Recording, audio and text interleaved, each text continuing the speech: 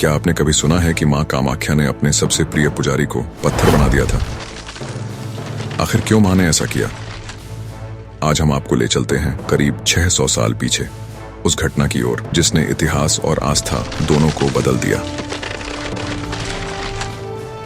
करीब 600 साल पहले एक पुजारी माँ कामाख्या के गर्भगृह में सेवा करते थे। वे साधारण इंसान नहीं थे। उनकी भक्ति इतनी गहरी थी कि कहा जाता है हर शाम जब गर्भगृह का दरवाजा बंद होता,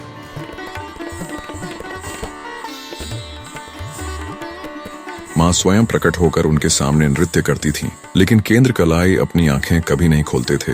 वे केवल पायल की मधुर झनकार सुनकर माँ का दर्शन का आभास कर लेते थे। यह उनके लिए सबसे बड़ा वरदान था। लेकिन यह रहस्य हमेशा के लिए छिपा नहीं रहा। उस समय कोच वंश के राजा नर नारायण को यह खबर मिली। राजा चौंक उठे, देवी स्वयं नृत्य करती हैं और मुझे क्यों नहीं दिखा? उनका अहंकार इतना बढ़ गया कि उन्होंने पुजारी से कहा, कल मैं भी माँ का नृत्य देखूंगा। केंद्र कलाई हाथ जोड़कर विनती करने लगे, राजन, यह संभव नहीं। माँ केवल सच्चे भक्तों के सामने प्रकट होती हैं। अगर कोई छल से उन्हें देखने की कोशिश करेगा तो बड़ा अनर्थ हो सकता है। लेकिन राजा का दबाव इतना था कि पुजारी को मानना पड़ा। अगली शाम दीपों की रोशनी से गर्भगृह जगमगा रहा था। केंद्र कलाई ने आंखें मुंह कर आरती शुरू की। घंटियों की गूंज और शंख की ध्वनि के बीच अचानक गर्भगृह में दिव्य आभा फैल गई। मां प्रकट हुई। उनके चरणों की पायल की झनकार पूरे मंदिर में गूंज उठी।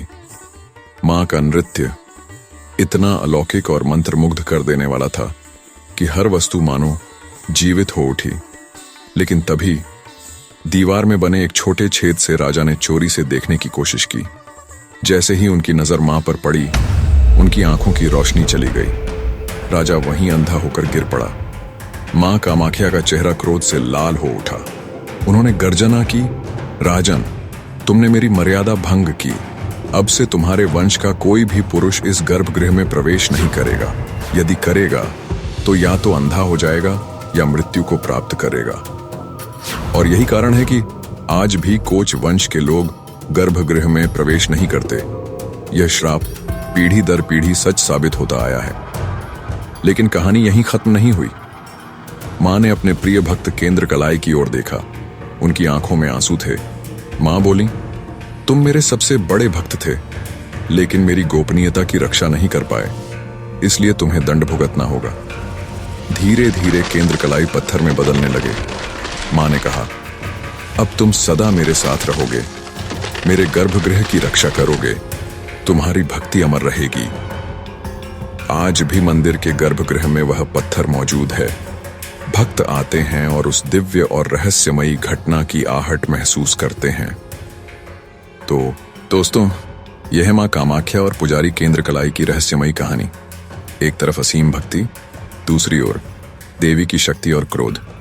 ये कहानी हमें बताती है कि देवी की मर्यादा से बड़ा कुछ नहीं। और यही कारण है कि कामाख्या मंदिर आज भी आस्था और रहस्य का अद्भुत संगम है। अगर आपको ये कहानी पसंद आई तो वीडियो को लाइक करें, शेयर करें और चैनल को सब्सक्राइब करें।